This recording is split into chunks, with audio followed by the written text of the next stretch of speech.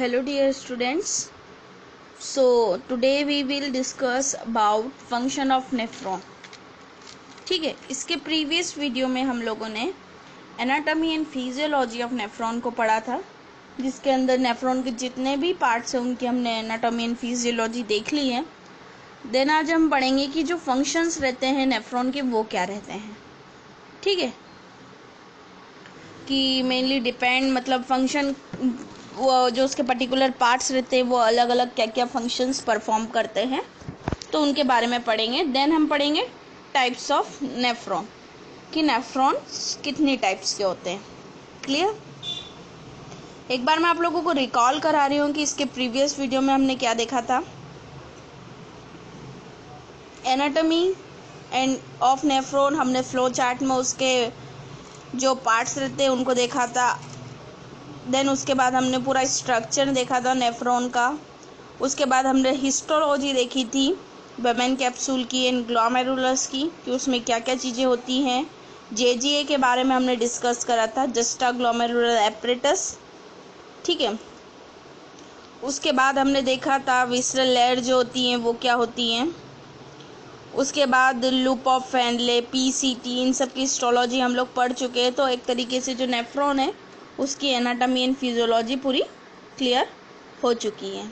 आज हम पढ़ेंगे फंक्शन ऑफ नेफ्रॉन, जिसके अंदर हम पढ़ेंगे ग्लोमेरुलस क्या फंक्शन रोल प्ले करता है, रीनल कैप्सूल मतलब वही बमन कैप्सूल वो क्या रोल प्ले करता है, उसका क्या फंक्शंस होता है, पीसीटी का फंक्शंस, लूप ऑफ हेनले का फंक्शन, डीसीटी का फंक्शन, डिस्टल कॉन्वोल्यूटेड ट्यूब्यूल का फंक्शन एंड कलेक्टिंग डक्ट का फंक्शंस। उसके बाद हम पढ़ेंगे जो मेनली टू टाइप्स के नेफ्रॉन्स होते हैं, जैसे cortical nephron, just medullary nephron, वो क्या होते हैं, उनमें क्या डिफरेंस होता है, वो कहाँ लोकेटेड रहते हैं और इनको टू टाइप्स में डिवाइड क्यों किया गया है। ठीक है, सो लेट वी स्टार्ट। हम पढ़ना स्टार्ट करते हैं कि फंक्शन ऑफ नेफ्रॉन क्या होंगे। तो यहाँ पर मैंने एक स्ट्रक्चर ड्रॉ कर रखा है। माना कि ये जो है मैंने स्काई ब्लू कलर में जो ड्रॉ कर रखा है ये है बमेन कैप्सूल। ठीक है, बमेन कैप्सूल है। और उसके बाद मैंने ये माना कि ये बमेन कैप्सूल वाला एरिया है, ग्रीन कलर में शो कर रखा है। ब्राउन कलर में PCT, loop of Henley and DCT है। एंड लास्ट में कलेक्टिंग डक्ट ड्रॉ कर रखा है। And afferent and efferent arterioles तो आपको पता ही है, मैंने बताया था इनके अलग अलग फंक्शंस होते हैं। एक आर्टरी ब्लड ले जाने का काम करती हैं और एक ब्लड को वापस रिटर्न लेके आने का वर्क करती हैं। ठीक है, और उसके आगे मैंने बताया है पेरीट्यूबुलर कैपिलरीज। ये भी हम पहले पढ़ चुके हैं कि पेरीट्यूबुलर कैपिलरीज क्या होती हैं। ठीक है, सबसे पहली बात कि अगर हमको फंक्शन ऑफ नेफ्रॉन देखने हैं तो उससे पहले हमको दो जो वर्ड है उनके मीनिंग अच्छे से पता होना चाहिए। क्या क्या? Reabsorption and secretion. रीअब्जॉर्प्शन का क्या मीनिंग होता है और सिक्रेशन का क्या मीनिंग होता है, पहले मैं बता चुकी हूँ इनका मीनिंग, बट एक बार मैं डायग्रामेटिकली आपको समझा देती हूँ कि कंफ्यूज नहीं होना है, क्योंकि ये दोनों वर्ड्स जो हैं वो लगभग सेम रहते हैं, तो इसमें कन्फ्यूज़न हो जाता है कि रीअब्जॉर्प्शन का क्या मीनिंग होगा, देन सिक्रेशन का क्या मीनिंग होगा। ठीक है, रीअब्जॉर्प्शन एंड सिक्रेशन के लिए सबसे ये हमने माना कि ये आर्टरियोल्स हैं या आर्टरीज हैं, यहाँ से ब्लड अंदर गया और जो फिल्ट्रेशन की प्रोसेस होती है बमेन कैप्सूल में यहाँ पर होती है, और ये जो बन के निकलते होते हैं फिल्ट्रेट। ठीक है, ये जो एरिया है पूरा ये फिल्ट्रेट वाला एरिया है। मैंने पहले भी इसके प्रीवियस डायग्राम में भी बताया अपन ने कि ये बमेन कैप्सूल है, ये ग्लोमेरुलस है और ये पूरा फिल्ट्रेट था। ठीक है, बताया था। तो ये जो एरिया है ये है फिल्ट्रेट। अब कोई सब्सटेंस है या कोई मटेरियल है जो वापस नेफ्रॉन से, ये नेफ्रॉन का स्ट्रक्चर, ठीक है, वही ग्लोमेरुलर पीसीटी, वहाँ से पेरीट्यूबुलर कैपिलरी में इंटर कर रहा है।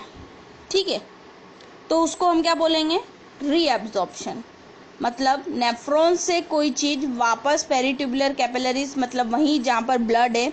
ठीक है, कैपिलरीज में क्या, आर्टरियोल्स में क्या होता है, ब्लड फ्लो होता है। ठीक है, तो अगर नेफ्रॉन से कोई सब्सटेंस है या कोई मूवमेंट हो रही है किसी सब्सटेंस की, और वो पेरिट्यूबुलर कैपिलरीज में जा रही हैं, तो that is meaning of reabsorption. ठीक है, मतलब नेफ्रॉन से किसी चीज का मतलब यही फिल्ट्रेट वाले एरिया से किसी चीज का पेरिट्यूबुलर कैपिलरीज में जाना, that is reabsorption. Then secretion का मतलब मीनिंग क्या होगा, वही ट्यूबुलर, क्योंकि ट्यूब लाइक स्ट्रक्चर्स की बात हो रही है इसलिए ट्यूबुलर वर्ड आ रहा है, बाकी और कोई मतलब नहीं है ट्यूबुलर का। आप मेनली ये समझ लीजिए कि रीएब्जॉर्प्शन और सिक्रेशन का मीनिंग क्या होता है, जो कि हमारे लिए वो समझना इम्पॉर्टेंट है। अब हम ट्यूबुलर सिक्रेशन की बात करें तो ट्यूबुलर सिक्रेशन क्या है कि पेरिट्यूबुलर कैपिलरी से किसी सब्सटेंस का वापस से नेफ्रॉन के अंदर जाना, that is secretion. Clear, that is secretion. 1 second. अब यहाँ पर मैंने लिख रखा है मीनिंग रीअब्जॉर्प्शन सिक्रेशन का, movement from the nephron to the blood, मतलब नेफ्रॉन से ब्लड तक जाना, called is reabsorption. Then movement from blood to nephron, that is called as secretion. और ट्यूबुलर वर्ड इसलिए है क्योंकि ट्यूब लाइक स्ट्रक्चर है। क्लियर हुआ कि ट्यूबुलर वर्ड क्यों है, क्योंकि ट्यूब लाइक स्ट्रक्चर है इसलिए ट्यूबुलर वर्ड है। ये चीज़ आपको क्लियर हुई, क्योंकि अगर हमको नेफ्रॉन के फंक्शन समझने हैं तो पहले हमको इन दोनों वर्ड्स का मीनिंग जो है क्लियर होना चाहिए। रीएब्जॉर्ब मतलब वापस से नेफ्रॉन से किसी चीज का ब्लड में आना, दैट इज रीएब्जॉर्प्शन। ठीक है, मतलब फिल्ट्रेट हो गया है और उस चीज का वापस ब्लड में आना मतलब रीएब्जॉर्ब हो गया। और देन सिक्रेशन मतलब ब्लड से ही कोई चीज का सिक्रेशन हुआ है कि वापस वो नेफ्रॉन में जाए, दैट इज सिक्रेशन। क्लियर हुआ। अब आगे हम पढ़ते हैं कि फंक्शंस क्या हैं। तो सबसे पहले हम ग्लोमेरुलस का फंक्शन देखते हैं कि ग्लोमेरुलस क्या फंक्शन रोल प्ले करता है। तो जो ग्लोमेरुलस रहता है ना, ये फिल्ट्रेशन का वर्क करता है, जो कि आपको यहाँ पर डायग्राम में शो हो रहा होगा कि बर्मन कैप्सूल ने इनक्लोज कर रखा है। ग्लोमेरुलस क्या रहता है, नेटवर्क ऑफ कैपिलरीज रहता है। तो ऑब्वियस सी बात है, कैपिलरीज मतलब ब्लड, कैपिलरीज के अंदर क्या रहता है, ब्लड। तो ग्लोमेरुलस क्या वर्क करता है, मेनली वर्क करता है फिल्ट्रेशन का। किसका फिल्ट्रेशन करता है वो, blood, water, urea, glucose, amino acid and salt. ठीक है, ग्लूकोज आपको पता ही है ग्लूकोज क्या होता है, अमाइनो एसिड मतलब प्रोटीन, सॉल्ट, वाटर, यूरिया, इन सब का जो फिल्ट्रेशन होता है वो ग्लोमेरुलस के अंदर होता है। ठीक है, और ग्लोमेरुलस किसको इनक्लोज करता है, कौन इनक्लोज करता है ग्लोमेरुलस को, बर्मन कैप्सूल। ठीक है, कैप्सूल मतलब इनक्लोज करने का वर्क। क्लियर। अब सेकेंड हम आते हैं रीनल कैप्सूल, मतलब वही बर्मन कैप्सूल्स। ठीक है, कंफ्यूज नहीं होना है क्योंकि किडनी के अंदर बात चल रही है, तो किडनी है मतलब रीनल वर्ड आ रहा है मतलब कहीं ना कहीं किडनी से रिलेटेड है। ठीक है, तो इसलिए रीनल कैप्सूल बोल रहे हैं। बाकी आप एज योर चॉइस, आप बर्मन कैप्सूल भी लिखना चाहें तो उसमें गलत नहीं है। ठीक है, बर्मन कैप्सूल क्या वर्क करता है, कलेक्ट करता है फिल्ट्रेट को। ग्लोमेरुलस ने फिल्ट्रेट कर दिया और वही चीज़ वापस कहाँ गई, बर्मन कैप्सूल वाले एरिया में गई और फिल्ट्रेट हो गई। ठीक है, तो ये क्या करने का वर्क करता है, कलेक्ट द फिल्ट्रेट, फिल्ट्रेट को कलेक्ट करता है। मतलब वही ब्लड का फिल्ट्रेशन हो गया है, वाटर का फिल्ट्रेशन हो गया है, ग्लूकोज का फिल्ट्रेशन हो गया है, अमाइनो एसिड का फिल्ट्रेशन हो गया है। तो यह उन सब फिल्ट्रेशंस को कलेक्ट करने का वर्क करेगा। क्लियर। नेक्स्ट हम स्ट्रक्चर में आगे बढ़ते हैं। हम सीक्वेंस वाइज चल रहे हैं कि ग्लोमेरुलस, बर्मन कैप्सूल, देन उसके बाद आता है पीसीटी, पीसीटी के बाद आता है हेयरपिन बैन लाइक स्ट्रक्चर, जिसको हम लूप ऑफ हेनले भी बोलते हैं। आप नेफ्रॉन का डायग्राम इमेजिन कर लीजिए ना, आपको समझ में आ जाएगा। देन उसके बाद आता है डीसीटी एंड लास्ट में आता है कलेक्टिंग डक्ट, और इसके लिए ऊपर डायग्राम भी मैंने बना रखा है, आप उसको देख लीजिए ना। सो पीसीटी क्या करता है, selective reabsorption of water, glucose, amino acid. ठीक है, रीअब्जॉर्प्शन का मीनिंग बताने की ज़रूरत नहीं है क्योंकि मैं ऑब्वियस से पूरे क्लियर कर चुकी हूँ। वही मीनिंग है रीअब्जॉर्प्शन का, मतलब किसी चीज़ का नेफ्रॉन से ब्लड में जाना। तो पीसीटी क्या करता है, पीसीटी से रीअब्जॉर्प्शन का वर्क होता है, मतलब पीसीटी से वापस कोई चीज़ ब्लड के अंदर जाती है। वो क्या है? Water, glucose and amino acid. Clear? आगे बढ़ते हैं loop of Henle. Loop of Henley क्या है? लूप ऑफ हेनले क्या करता है? लूप ऑफ हेनले भी वही वर्क करता है, reabsorption of water and salt.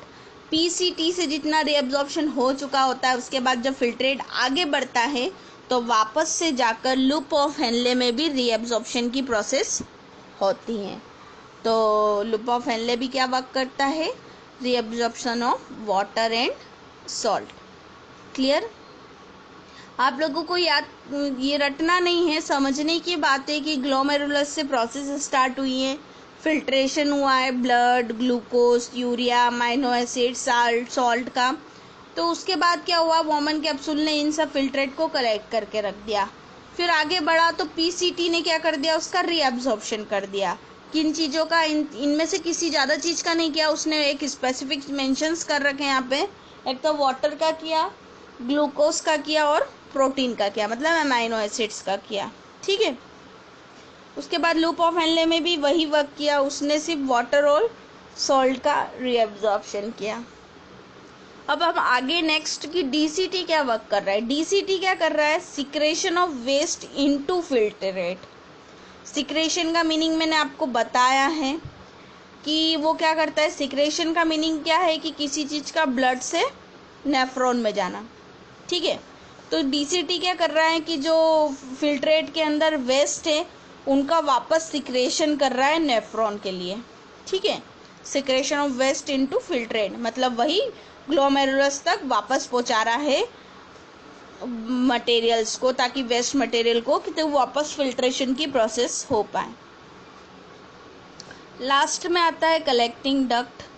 तो कलेक्टिंग डक्ट क्या करता है? रीअब्जॉर्प्शन ऑफ वाटर, मतलब वाटर को वापस से कहाँ पर भेजने का वर्क करता है? ब्लड, मतलब जो कैपिलरीज होती है उनके अंदर। ठीक है। तो ये हो गया। फिर उसके बाद एक और फंक्शन रहता है कलेक्टिंग डक्ट का, पासेज यूरिन टू पेल्विस।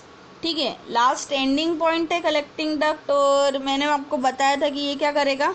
जो यूरिन बन गया है उसको क्या करेगा? वापस से पेल्विस वाले एरिया में भेज देगा। और किडनी का जब हमने स्ट्रक्चर देखा था तो उसमें हमने समझा है कि रीनल पेल्विस वाला कौन सा एरिया है जहाँ से यूरिन यूरेटर की तरफ आगे की साइड बढ़ता है।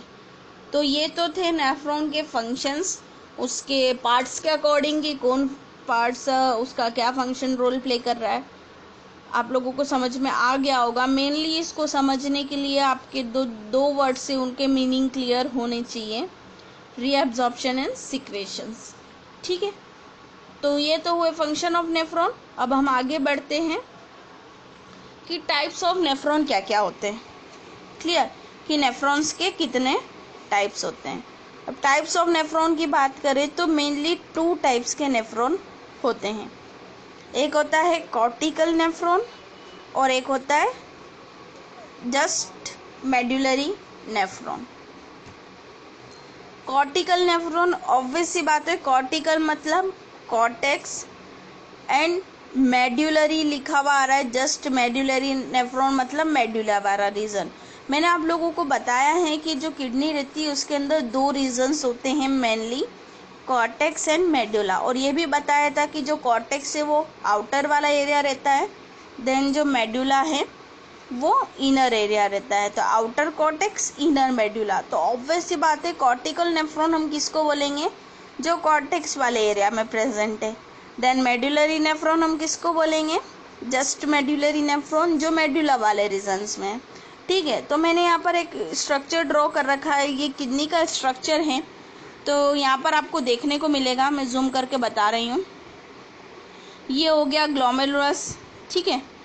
उसके बाद आया, क्या आता है ग्लोमेरुलस के बाद? पीसीटी, फिर loop of Henle, then DCT, और ये हो गया आपका कलेक्टिंग डक्ट। ये एक नेफ्रॉन का स्ट्रक्चर है जो किडनी पर लोकेटेड। और हमने ये बात भी पढ़ी थी कि जो नेफ्रॉन रहता है वो दोनों रीजन्स में लोकेटेड रहता है, कॉर्टेक्स वाले रीजन में भी रहता है, देन मेडुला वाले रीजन में भी रहता है। ठीक है। तो ये जो हो गया, ये जो ज़्यादा एरिया है इसका, ये कॉर्टेक्स वाले रीजन में, तो that is cortical nephron. Clear हुआ? आगे की साइड बढ़ते हैं हम लोग।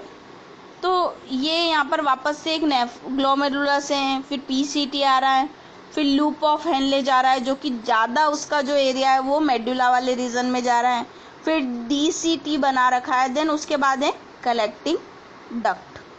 ठीक है, तो ये हो गया हमारा जो एरिया ज़्यादा मेडुला वाले रीजन में जा रहा है, तो ऑब्वियस सी बात है ये क्या हो गया, जस्ट मेडुलरी नेफ्रॉन। क्लियर हुआ? ये दो टाइप्स के नेफ्रॉन यहाँ पर ड्रॉ कर रहे हैं। मैं एक बार और आप लोगों को क्लियर कर रही हूँ। कॉर्टिकल मतलब कॉर्टेक्स वाले एरिया में जो नेफ्रॉन प्रेजेंट है वो, मेडुलरी नेफ्रॉन मतलब जो मेडुला वाले रीजन्स में ज़्यादा प्रेजेंट है। इनके स्ट्रक्चर्स भी मैंने आपको यहाँ पर बता रखे हैं कि कौन सा अपन क्यों कॉर्टिकल बोल रहे हैं, देन क्यों मेडुला बोल रहे हैं, क्योंकि जो मेडुला वाला है वो नेफ्रॉन है वो ज़्यादा मेडुला वाला जो रीजन है उसको कवर कर रहा है, देन कॉर्टेक्स वाला नेफ्रॉन ऑब्वियस सी बात है कॉर्टेक्स वाले रीजन में ज़्यादा लोकेटेड है। क्लियर हुआ? अब हम इन दोनों में डिफरेंस देखते हैं कि कॉर्टिकल नेफ्रॉन क्या करता है, देन जस्ट मेडुलरी नेफ्रॉन क्या है। ठीक है, तो ये डिफरेंस देखने से पहले हमको क्लियर होना चाहिए कि दोनों नेफ्रॉन है क्या और कहाँ लोकेटेड है, इसलिए हम इनको क्यों टू टाइप्स में हमने नेफ्रॉन को डिवाइड किया है। 1 सेकेंड।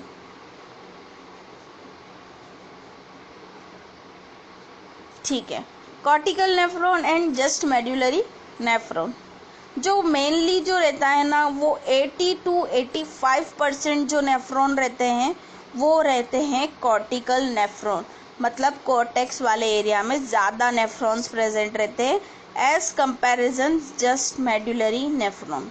तो जो जस्ट मेडुलरी वाले नेफ्रॉन होते हैं वो 50 to 20% ही प्रेजेंट रहते हैं, मतलब ऐसे ज़्यादा क्वांटिटी में कॉर्टिकल नेफ्रॉन प्रेजेंट रहते हैं। क्लियर हुआ? तो किडनी के अंदर 80 to 85% कॉर्टिकल नेफ्रॉन्स प्रेजेंट रहते हैं और जस्ट मेडुलरी नेफ्रॉन कितने रहते हैं, 50 to 20%। सेकेंड हम बात करते हैं, ऑब्वियसली बात है कॉर्टिकल नेफ्रॉन अगर उसकी लोकेशन हम बताएं तो लोकेटेड इन द कॉर्टेक्स। ये कौन से वाले रीजन में रहते हैं, कॉर्टेक्स वाले रीजन में। ठीक है, ऊपर डायग्राम में आप लोग देख सकते हैं। Second just medullary nephron closer to renal medulla. Renal मतलब वही किडनी, मतलब ये किसके पास रहते हैं ज़्यादा, रीनल मेडुला के बाद। सबसे पहली बात, दोनों नेफ्रॉन्स दोनों रीजन्स को कवर करते हैं, बट हमको डिफरेंस बताना है इसलिए हम लोगों ने इनको डिवाइड किया है कि क्यों कॉर्टिकल बोल रहे हैं देन क्यों मेडुलरी बोल रहे हैं। ठीक है, तो वो तो हो गया लोकेटेड कि वो कॉर्टेक्स वाले एरिया में रहता है। अब यहाँ पर बात हो रही है कि जो मेडुलरी नेफ्रॉन है वो क्लोजर टू रीनल मेडुला, मतलब रीनल मेडुला के ज़्यादा पास में होता है। अब यहाँ पर डिफरेंस आप लोगों को दिख रहा होगा, ये कॉर्टिकल नेफ्रॉन है ये मेडुला रीजन से काफ़ी दूर है, डिस्टेंस ज़्यादा है। ठीक है, और ये जो मेडुलरी नेफ्रॉन है इसका मेडुला वाले रीजन से डिस्टेंस कम है, यहाँ पर एरो बनाकर मैंने शो कर रखा है। ठीक है, इसलिए हम बोल रहे हैं कि closer to renal medulla. Next third point जो होता है वो क्या डिफरेंस है इनके अंदर, short loop of Henle. Loop of Henle की बात करें तो जो कॉर्टिकल नेफ्रॉन है उसमें आपको देखने को मिल रहा है कि जो लूप ऑफ हेनले हमने ड्रॉ करा है वो बहुत ज़्यादा शॉर्ट है, इसलिए इसमें हमको क्या बनाना है, शॉर्ट लूप ऑफ हेनले। रटना नहीं है, आपको डायग्राम इमेजिन करना है, देन डायग्राम को लर्न करके आप लोग सारे पॉइंट्स बनाकर एग्जाम में लिख सकते हैं ईजीली। आपको याद करने में दिक्कत नहीं होगी, थ्योरी आप खुद अपने सेल्फ थ्योरी बनाकर लिख सकते हैं अगर आपके कॉन्सेप्ट क्लियर होंगे तो। क्लियर? अब जस्ट मेडुलरी नेफ्रॉन की बात करें तो loop of Henle extend deep into medullar region. अब ये डीप मतलब अंदर गहराई की साइड, तो एक्सटेंड मतलब फैला हुआ, तो जो जस्ट मेडुलरी नेफ्रॉन है वो ज़्यादा डीप रीजन्स में है मेडुला के। ठीक है, फोर्थ पॉइंट इज लेस वासा रेक्टा। वासा रेक्टा है ब्लड वेसल से, जो कि बताया था कि ब्लड पहुंचाने का काम करती है। जब हमने नेफ्रॉन का स्ट्रक्चर पढ़ा था तो हमने देखा था वासा रेक्टा क्या है।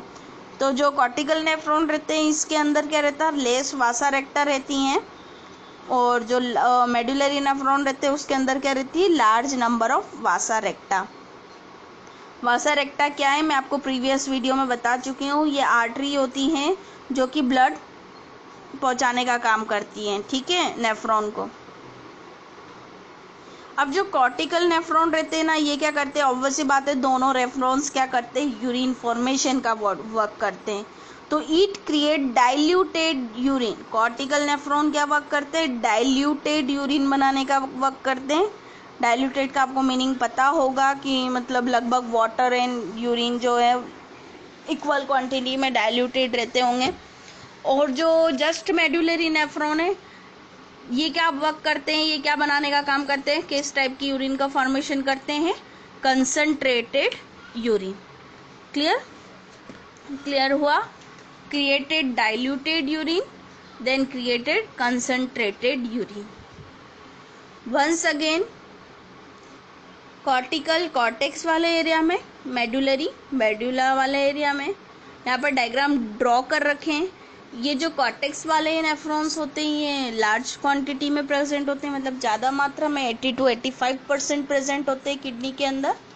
और जस्ट मेडुलरी नेफ्रॉन क्या रहते हैं, 50 to 20% ही प्रेजेंट रहते हैं। Located in cortex area, closer to renal medulla, short loop of Henle रहता है, एक्सटेंड डीप मेडुला रीजन में फैला हुआ लूप ऑफ हेनले रहता है। इसमें लेस वासा रेक्टा प्रेजेंट होती है, और इसमें क्या होता है, large number of Vasa रेक्टा present होती हैं।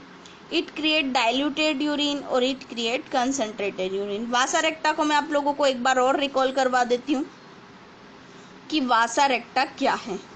अब ये नेफ्रॉन का स्ट्रक्चर हमने सबसे पहले स्टडी किया था, तो यहाँ पर वासा रेक्टा मैंने ड्रॉ कर रखी थी, जो कि क्या पहुँचाती है, blood to loop of Henle. तो ये क्या वर्क करती हैं, लूप ऑफ हेनले तक ब्लड पहुँचाने का काम करती है, और ये ऊपर से फैली हुई है पूरी वासा रेक्टा, ठीक है, यहाँ पर डायग्राम में लाइट कलर में शो हो रही है। और पेरीट्यूबुलर कैपिलरीज जो मैंने अभी आप लोगों को बताया है पीसीटी और डीसीटी में, तो ये क्या करती है, पेरीट्यूबुलर कैपिलरीज सप्लाई करती है ब्लड को पीसीटी एंड डीसीटी तक, पीसीटी एंड डीसीटी तक ब्लड ले जाने का वर्क करती है। क्लियर। तो जो वीडियोस रहते हैं या जो एक्सप्लेनेशन रहता है वो प्रीवियस वीडियो से कनेक्टेड रहता है, और अगर आप प्रीवियस वीडियो अच्छे से वॉच नहीं करेंगे तो आपको आगे का वीडियो भी समझ में नहीं आएगा, क्योंकि मैं जो वर्ड यूज़ करूँगी उसका मीनिंग मैं बार बार नहीं बता पाऊँगी। मैं ये बता पाऊँगी कि मैंने प्रीवियस वीडियो में पढ़ाया है, आपने पढ़ा होगा, और अगर आपको नहीं पता है तो आपको एट प्रेजेंट भी जो एक्सप्लेनेशन चल रहा है वो समझ में नहीं आएगा, ठीक है। Just second. So peritubular capillaries जो पीसीटी और डीसीटी तक ब्लड सप्लाई करने का काम करती है, और वासा रेक्टा क्या है, जो लूप ऑफ हेनले तक ब्लड सप्लाई करने का वर्क करती हैं। क्लियर। इसके नोट्स मैंने अभी सेंड नहीं किए हैं ग्रुप में, मैं आज नोट्स भी सेंड कर दूंगी, प्लस ये वीडियो भी सेंड किया जाएगा। आप नोट्स भी अगर राइट डाउन करना चाहें तो कर सकते हैं, बनाना चाहें एक्सप्लेनेशन के लिए डायग्राम तो, और अगर नहीं बनाना चाहे तो एज योर चॉइस, आपको जो सही लगे, ठीक है। तो एक बार मैं और रिकॉल कराती हूँ आप लोगों को फंक्शंस। तो फंक्शंस जो है मेनली वो है नेफ्रॉन और पेरीट्यूबुलर कैपिलरीज के बीच में। रीएब्जॉर्प्शन का मीनिंग होता है कोई भी पार्टिकल की मूवमेंट होना नेफ्रॉन से लेकर पेरीट्यूबुलर कैपिलरीज तक, ठीक है। और पेरीट्यूबुलर कैपिलरीज कहाँ तक ब्लड लेके जा रही है, पीसीटी और डीसीटी तक। और उसके बाद जो सिक्रेशन है, मतलब ब्लड से कोई मटेरियल का सिक्रेशन होना और वापस नेफ्रॉन तक जाना। ग्लोमेरुलस फिल्ट्रेशन का वर्क करता है, जो कि किसका फिल्ट्रेशन करता है, blood, water, urea, glucose, amino acid and salt. और रीनल कैप्सूल क्या करता है, कलेक्ट करता है फिल्ट्रेट को जो ग्लोमेरुलस ने फिल्ट्रेशन किया है। पीसीटी करता है selective reabsorption, loop of Henley भी रीअब्जॉर्प्शन का वर्क करता है। डीसीटी जो रहता है वह भी सिक्रेशन का वर्क करता है, वेस्ट मटेरियल को into filtrate. And collecting duct भी रीअब्जॉर्प्शन करता है और यूरिन को पास करता है रीनल पेल्विस तक, पेल्विस वाले एरिया तक पास करता है। टाइप्स ऑफ नेफ्रॉन की बात करें तो 2 टाइप्स हैं, लगभग इनमें यही डिफरेंस हैं, जो कि सारे डिफरेंस कवर हो चुके हैं। आप इनको थ्योरी में बनाकर अगर ज़्यादा वर्ड्स में लिखना चाहे तो लिख सकते हैं, ठीक है। सो ये तो था कि हम लोगों ने यूरिनरी सिस्टम के अंदर लगभग जो इम्पोर्टेंट टॉपिक होता है नेफ्रॉन, उसको फिनिश कर लिया है। नेफ्रॉन की एनाटॉमी भी हो गई है, हिस्टोलॉजी भी हो गई है, नेफ्रॉन के सारे पार्ट्स की हिस्टोलॉजी हो चुकी हैं। देन उसके बाद हमने पीसीटी, डीसीटी ये सब भी देख लिया है डीप में, इनमें क्या होता है, ये कैसे बने होते, कौन से इपिथेलियल से बने होते हैं। देन उसके बाद हमने जो फंक्शन रहता है, फंक्शन ऑफ नेफ्रॉन का, वो भी देख लिया है। देन अगर जो टाइप्स है वो भी हम देख चुके हैं। तो जैसे हमने प्रीवियस वीडियो में किडनी को पूरा कवर किया है, anatomy of kidney and function of kidney, तो हमारा नेफ्रॉन टॉपिक भी फिनिश हो चुका है, ठीक है। मैं नोट्स इसके सेंड कर दूंगी, आप लोग नोट डाउन कर लेना। और अगर इन वीडियो में आपको कुछ डाउट है तो आप मुझसे पूछ सकते हैं, और इसके बाद हम यूरिनरी सिस्टम को कंटिन्यू करेंगे आगे। इसके आगे का जो पार्ट होगा वो हम पढ़ेंगे बिल्कुल। सो आप लोग बस यही है कि प्रीवियस वीडियो को अच्छे से पढ़ते जाएं, क्योंकि सारे वीडियोस एक दूसरे से कनेक्टेड हैं। ऐसा भी नहीं है कि आपके वीडियो मिस हो रहे हैं, मैंने उस पर चैनल पर डाल दिए, तो आप उससे भी देख सकते हैं कि अगर आपका कोई वीडियो छूट गया हो तो आप उससे भी पढ़ सकते हैं वापस से। और आप चाहें तो एक साथ बैठकर इन सारे वीडियो को अगर देखेंगे तो आपका जो डाउट है अगर हुआ भी होगा तो आप उसको क्लियर कर पाएंगे। अगर आप पूरी एनाटॉमी एंड हिस्टोलॉजी देखेंगे नेफ्रॉन के साथ में तो आपको क्लियर हो जाएगा। होप सो कि आपको समझ में आ गया होगा, और फिर भी नहीं समझ में आया हो तो आप मुझे पूछ सकते हैं। Thank you.